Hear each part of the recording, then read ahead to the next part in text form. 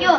ഓർത്തു കരഞ്ഞോ ഞാനും തേടി മുത്ത് റസൂലിനെ കാണാൻ പൂതി.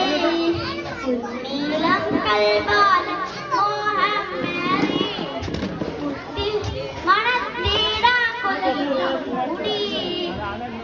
ഓർത്തു കരഞ്ഞോ ഞാനും തേടി മുത്ത് റസൂലിനെ കാണാൻ പൂതി.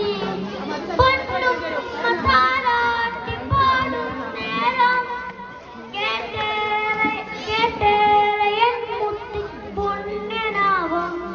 പൊന്നും പവാരി പുടന്ന നേരം കേട്ടു നബിയോട് തേനാവും.